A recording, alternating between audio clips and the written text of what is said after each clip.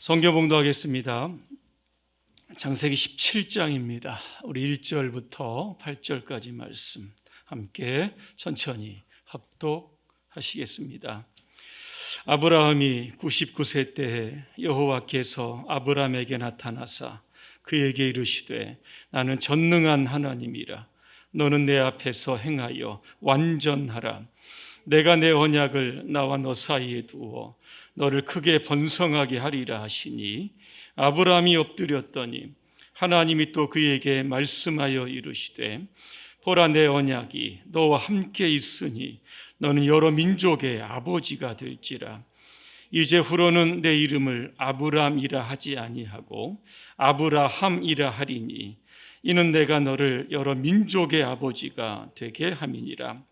내가 너로 심히 번성하게 하리니 내가 내게서 민족들이 나게 하며 왕들이 내게로부터 나오리라. 내가 내 언약을 나와 너 및 내 대대 후손 사이에 세워서 영원한 언약을 삼고 너와 내 후손의 하나님이 되리라. 내가 너와 내 후손에게 내가 거류하는 이 땅 곧 가나안 온 땅을 주어 영원한 기업이 되게 하고 나는 그들의 하나님이 되리라. 아멘. 오늘 엘샤다이라고 하는 주제로 설교 말씀드리도록 하겠습니다. 함께 인사하겠습니다. 할렐루야. 아멘. 옆분과 샬롬 하겠습니다. 오늘 자리가 꽉 찼죠? 앞으로도 이렇게 자리가 꽉 차서 하나님께 기쁨의 예배가 됐으면 좋겠습니다. 오늘 1절에 보니까 하나님께서 아브라함에게 나타나십니다. 그때 아브라함의 나이가 몇 살입니까? 99세입니다. 하나님은 99세의 아브라함에게 두 가지 약속을 주십니다. 4절에 보니까 너는 여러 민족의 아버지가 될 것이다 그랬습니다. 6절에 보니까 내가 내게서 민족들이 나오게 하며 여러 왕들이 나오게 할 것이다 그랬습니다. 다시 말하면 하나님의 약속이 이루어지려고 하면 아브라함이 아들을 낳아야 하는 겁니다. 그런데 아브라함의 나이가 99세입니다. 그의 아내 사라는 10살 적습니다. 89세입니다. 과연 아이를 낳을 수 있겠습니까? 로마서 4장 19절입니다. 그가 100세나 되어 자기 몸이 죽은 것 같고 사라의 태가 죽은 것 같도다 그랬습니다. 여러분, 아브라함과 사라가 아이를 낳을 수 있다고 생각하십니까? 아무도 안 계시죠? 아마 아브라함도 그렇게 생각했을 겁니다. 내 나이가 이제 좀 있으면 100살인데 무슨 아이를 낳을 수 있겠어? 그때 하나님은 아브라함에게 찾아가십니다. 그리고 뭐라고 말씀하십니까? 나는 전능한 하나님이라 그랬습니다. 하나님이 최초로 자기를 전능한 하나님으로 소개하고 있다는 겁니다. 이것을 원어로 이야기하면 엘샤다이 그렇게 부릅니다. 엘이라고 하는 것은 하나님이라고 하는 뜻이고 샤다이라고 하는 것은 능력이 있다, 강하다라고 하는 뜻입니다. 그러니까 아브라함이 만난 하나님은 강하고 위대하신 하나님이십니다. 무에서 유를 창조하시는 하나님이시고 불가능을 가능으로 바꾸시는 하나님이시고 세상에 못할 것이 없는 하나님이심을 말씀하고 있는 겁니다. 이처럼 전능하신 하나님은 아브라함이 인생의 한계에 딱 부딪혔을 때 그곳에 찾아가시는 겁니다. 아이를 기다리다 낳지 못해 이제 포기하고 있을 때 아브라함에게 하나님은 찾아가시는 겁니다. 자식이 없어 절망하고 있을 때 하나님은 아브라함을 찾으셨던 겁니다. 그래서 이런 이야기가 있습니다. 인간의 끝은 언제나 하나님의 시작이다. 인간의 위기는 언제나 하나님의 기회이다. 그렇게 말씀합니다. 여러분은 전능하신 하나님을 믿으십니까? 우리가 기도할 때마다 여러분 어떻게 기도합니까? 전능하신 하나님. 여러분 오늘 사도신경 암송하셨죠. 어떻게 시작하셨습니까? 나는 전능하신 아버지 하나님, 이렇게 시작을 합니다. 우리가 믿는 하나님은 전능하신 하나님입니다. 기도할 때마다 그 하나님을 찾고 부르짖습니다. 그런데 우리의 삶을 들여다보면 그 전능하신 하나님이 안 계시는 것 같습니다. 경제적으로 어렵고 기도의 제목들이 잘 응답되지 않고 여러 가지 질병들이 치유되지 않고 굉장히 답답하고 힘든 상황을 우리가 보게 되는 겁니다. 여러분, 그때는 여러분 어떻게 하십니까? 하나님을 원망하십니까? 그렇게 하시면 안 됩니다. 왜냐하면 이 벌크프라고 하는 조직 신학자가 샤다이라고 하는 이 하나님의 명칭에 대해서 이렇게 정의를 해 놓았습니다. 제가 한번 읽어드리겠습니다.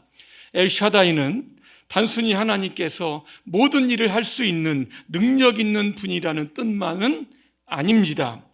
샤다이는 하늘과 땅의 모든 권세를 소유하신 분입니다. 그 다음에 보니까 눈에 보이는 것이나 보이지 않는 것이나 다 그분의 주권 가운데 있습니다.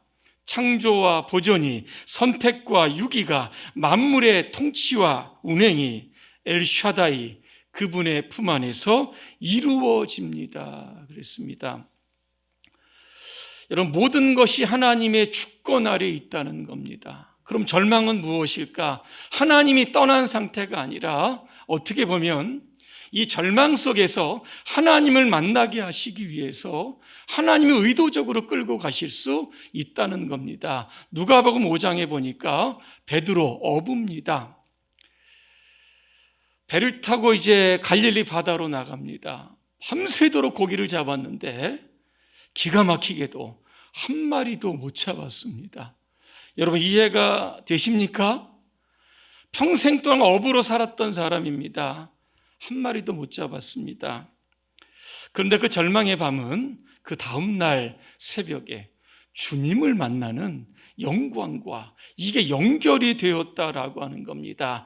그러면 지난밤에 왜 베드로는 고기를 한 마리도 잡지 못했을까? 이유는 간단합니다. 전능하신 하나님께서 베드로가 그물을 던지는 그 곳곳에 있는 고기를 다 그냥 멀리 쫓으신 겁니다.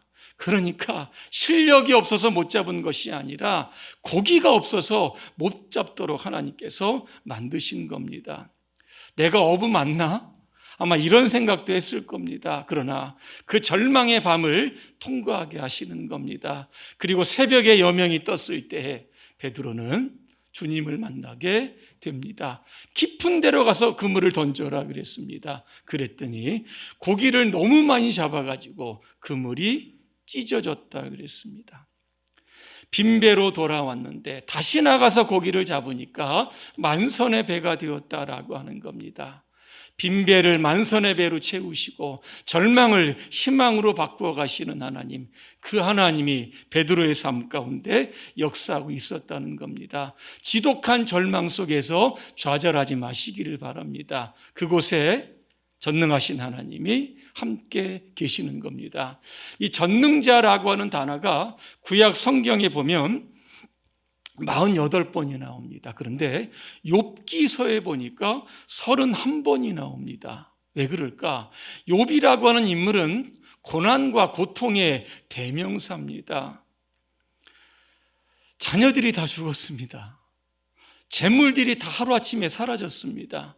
자기 몸에는 머리부터 발끝까지 질병을 얻게 됩니다. 친구들도 나한테 와가지고 막 욕을 합니다. 아내도 다 떠나갔습니다. 모든 것이 다 사라집니다. 그리고 마당에 앉아서 기와장으로 몸이 얼마나 가려운지 피가 나도록 긁고 있는 겁니다. 이 고통과 고난의 끝을 욥은 알지 못합니다. 언제 끝날 것인가? 그때 그는 하나님을 만나는 겁니다. 욥기서 23장 10절입니다. 어떤 말씀이 있습니까? 내가 가는 길을 그가 아시나니 나를 단련하신 후에는 내가 순금같이 되어 나오리라 그랬습니다. 욥기 42장 5절에 보니까 어떤 말씀이 있는지 아십니까? 내가 주께 대하여 귀로 듣기만 하였사오나 이제는 눈으로 주를 배옵나이다 그랬어요. 지독한 고통과 아픔 가운데서 그는 전능하신 하나님을 만나게 되었다는 겁니다. 욥을 동굴에 던지신 것이 아니라 터널에 던지신 겁니다. 이 고난을 조금만 더 견뎌내면 그 하나님이 주시는 큰 복이 기다리고 있음을 우리가 깨닫게 됩니다. 여러분 욥기 42장 읽어보면 나중에 되니까 하나님께서 복을 주시는데 갑절로 복을 주셨다, 이렇게 욥기가 끝나고 있는 겁니다. 1948년입니다. 5월 14일 이스라엘이 독립을 하게 됩니다. 독립한 이후에 이스라엘은 3번의 큰 전쟁을 치르게 됩니다. 1차 전쟁은 25일 만에 끝났고 2차 전쟁은 11일 만에 끝났고 3차 전쟁, 여러분이 아시는 6일 전쟁으로 끝나게 됩니다. 이스라엘은 지리적으로 강원도 땅만 합니다. 인구가 얼마 되지 않습니다. 아람 연합군에 비하면 이 군대의 숫자가 보니까 60대 1이라고 나왔습니다. 그리고 무기의 숫자를 보니까 100대 1이라고 나왔습니다. 그러니까 군인도 부족하고 무기도 부족하는 겁니다. 이게 싸움이 안 되는 건데 이겼습니다. 여러분 어떻게 이겼는지 아십니까? 그들에게 물어보니까 전능하신 하나님께서 도우셨다, 이렇게 짤막하게 이야기를 하는 겁니다. 그러면서 어떤 이야기를 하냐면 1차 전쟁 때에는 사막에 모래바람을 불게 하셨다는 겁니다. 적진의 시야를 가리게 해서 승리했다는 겁니다. 2차는 사막에 이 벌떼가 나타나게 하셨다는, 그것들이 자꾸 이 적군을 쏟아보니까 결국 이 전쟁에서도 이겼고, 3차 전쟁 때에는 전쟁을 하는데 하늘에서 불비가 내렸다는 겁니다. 전투기 조종사가 사진기를 가지고 여러분 그것을 찍은 장면도 나오고 있습니다. 이스라엘이 이길 수 없는 전쟁에서 이길 수 있었던 것은 그들의 배경에 전능하신 하나님께서 계시기 때문에 그렇습니다. 그래서 우리가 전능하신 하나님을 믿으면 할 수 없는 인생이 할 수 있는 인생으로 변하게 되는 줄로 믿습니다. 그래서 주님은 말씀하십니다. 할 수 있거든이 무슨 말이냐? 믿는 자에게는 능치 못할 일이 없느니라. 사도 바울도 비슷한 이야기를 합니다. 내게 능력 주시는 자 안에서 내가 모든 것을 할 수 있다, 그렇게 말씀합니다. 여러분의 인생에 전능하신 하나님께서 늘 함께 하시기를 주님의 이름으로 축복합니다. 그리고 나서 오늘 1절 하반절에 이러한 경고의 말씀을 주십니다. 너는 내 앞에서 행하여 완전하라 그랬습니다. 행한다라고 하는 것을 갈 행자를 쓰는 겁니다. 걸어가는 겁니다. 어디 앞에서? 너 하나님 앞에서 앞으로 걸어가라는 겁니다. 또 하나, 완전하라고 하는 것은 하나님께 제물을 드릴 때에 흠없는 제물을 드리는 겁니다. 이게 완전합니다. 그런데 지금 하나님께서 아브라함을 보시니까 흠이 있습니다. 문제가 지금 있는 거예요. 여러분 그게 뭔지 아십니까? 이것을 알기 위해서는 창세기 16장 전장으로 돌아가야 됩니다. 여기에 읽어보시면 아브라함이 하갈이라고 하는 몸종을 취해서 이스마엘을 낳는 그러한 장면이 나옵니다. 이때가 아브라함의 나이가 몇 살인지 아십니까? 86입니다. 그러니까 창세기 16장은 아브라함의 나이가 86세고 오늘 17장은 아브라함의 나이가 99세입니다. 13년 동안 아브라함은 뭐 했습니까? 아들 키우는 재미에 푹 빠져 살았다는 겁니다. 13년 동안 하나님은 침묵하십니다. 아브라함의 인생에 개입하지 않으셨다라고 하는 겁니다. 그러면서 아브라함 뭐라고 생각하는지 아십니까? 이 나이에 무슨 나이를 낳을 수 있겠어? 이스마엘이 내 상속자다, 그렇게 믿었던 겁니다. 지금 아브라함이 뭘 잘못했습니까? 하나님의 약속을 끝까지 기다리지 못했습니다. 자신의 방식으로 아이를 출산하게 되었다는 겁니다. 오늘 17절쯤 뒤로 가서 읽어보면 하나님께서 아브라함에게 뭐라고 말씀하십니까? 아들 주겠다. 그런데 믿지 못하는 겁니다. 아브라함이 어떻게 반응한지 아십니까? 웃으면서 속으로 이렇게 이야기합니다. 100세 된 사람이 어떻게 자식을 낳을 수 있습니까? 사라는 90세인데 어떻게 출산할 수 있겠습니까? 그랬습니다. 16장에서도 하나님의 약속을 못 믿고 17장에서도 하나님의 약속을 못 믿는 겁니다. 그러면서 뭐라고 이야기합니까? 앞으로 이스마엘이 내 후계자가 될 겁니다. 여러분, 아브라함의 잘못은 하나님의 약속을 믿지 못하는 겁니다. 이것을 가리켜서 우리는 불신앙이라고 하는 겁니다. 그렇다라고 하면 저와 여러분들 하나님 앞에서 완전하기 위해서 어떻게 해야 합니까? 하나님이 말씀하시면 예하면 되는 겁니다. 그 약속의 시간이 조금씩 길어질지라도 인내하며 끝까지 기다리면 되는 겁니다. 내 생각에는 이거 다 버리고 하나님께서 이루실 그 어마어마한 그런 기적의 역사를 우리가 소망하면서 기다리고 기다려야 하는 겁니다. 여러분, 아브라함 낳았던 그 이스마엘이 여러분 후계자가 됐습니까? 안 됐습니다. 이스마엘은 약속의 아들이 아닙니다. 누굽니까? 이삭입니다. 결국에는 이삭을 낳게 되고 이삭을 통해서 여러 민족들이 나오게 되고 야곱을 통해서 나중에는 이스라엘의 나라가 되는 경우를 우리가 보게 되는 겁니다. 자, 하나님께서 아브라함을 보실 때 아직도 좀 믿음이 연약합니다. 그런데 그에게 이름을 바꾸어 주십니다. 왜 그랬을까를 생각해 봅니다. 너 이제는 아브람으로 살지 말고 아브라함으로 살아라 그랬습니다. 함이라고 하는 것은 이게 복수의 뜻을 담고 있는 겁니다. 고귀한 아버지가 아니라 여러 민족의 아버지로 살라고 하는 뜻이 담겨져 있는 겁니다. 여러분, 아브람 누굽니까? 창세기 16장에 나오는 하나님의 약속을 믿지 못하는 불신앙의 사람, 이게 바로 아브람입니다. 자기 생각대로 판단하고 행동하는 사람, 하나님과 상의하지 않는 사람, 이 사람이 바로 아브라함입니다. 그런데 오늘 아브라함은 누굽니까? 하나님 말씀하시면 순종합니다. 조금 더 기다려라. 그러면 기다리는 것이죠. 내 인생의 한계 끝까지 하나님께서 기다리라고 하시면 그때 하나님께서 역사하시게 되는 겁니다. 성경에 보니까 이름이 바꿔진 사람들이 있습니다. 대표적인 사람이 바로 야곱이라고 하는 사람입니다. 야곱이 누굽니까? 사기꾼, 속이는 자, 이런 뜻이 있습니다. 그런데 야복강가에서 하나님의 사자와 씨름을 합니다.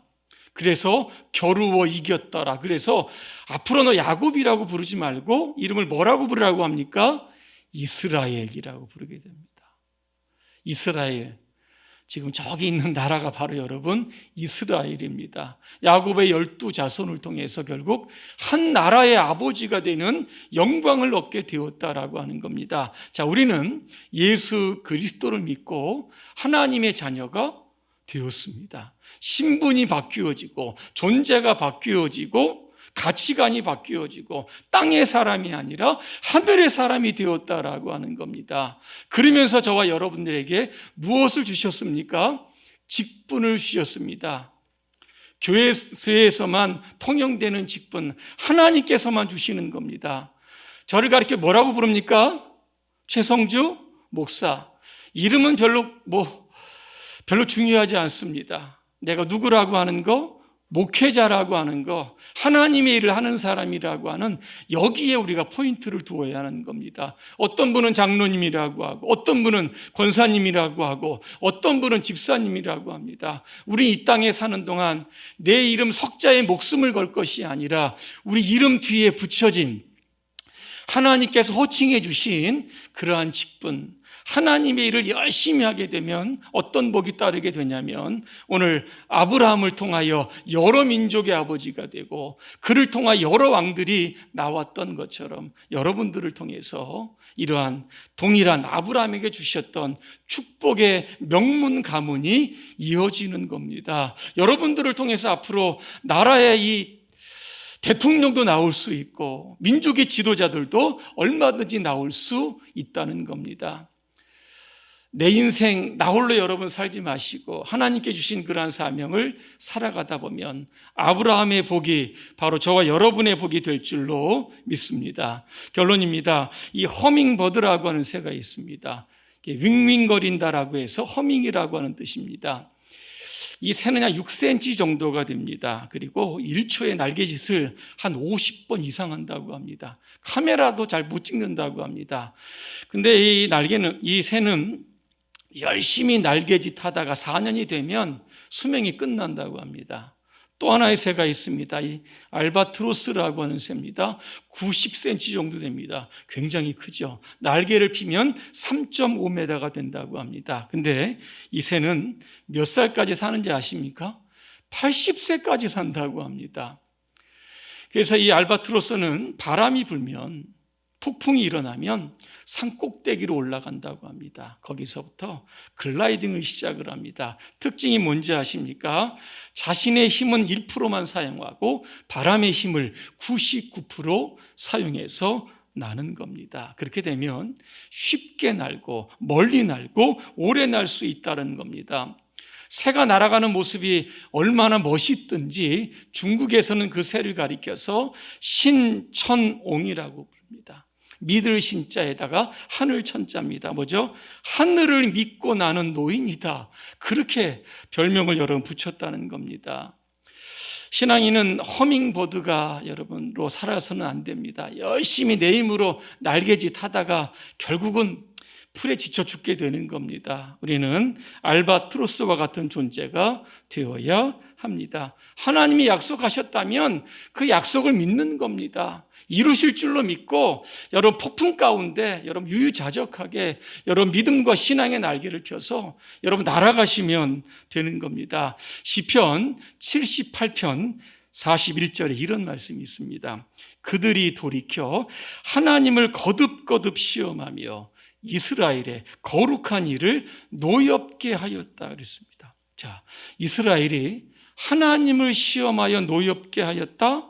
이 킴 제임스 버전에 보니까 노엽게 하다의 동어가 뭔지 아십니까? 제한하다는 뜻입니다. 하나님은 자신의 능력을 제한받으실 때 굉장히 불편해하시고 화내신다라고 하는 겁니다. 하나님은 모든 일에 제한받지 않으십니다. 그렇기에 전능하신 하나님이라고 우리가 부르는 겁니다. 오늘도 저와 여러분의 삶에 제한받지 않으시는 그러한 엘샤다이 전능하신 하나님께서 여러분의 삶에 힘 주시고 능력 주시기를 주님의 이름으로 축원합니다. 기도하겠습니다. 엘샤다이의 하나님을 찬양합니다. 우리의 인생이 절망과 한계 상황에 부딪힐 때마다 우리에게 찾아오시고 힘을 주시고 믿음을 주시고 위로를 주시고 용기를 주시는 그 하나님과 평생 동행하게 하여 주시옵소서. 예수님의 이름으로 기도합니다. 아멘.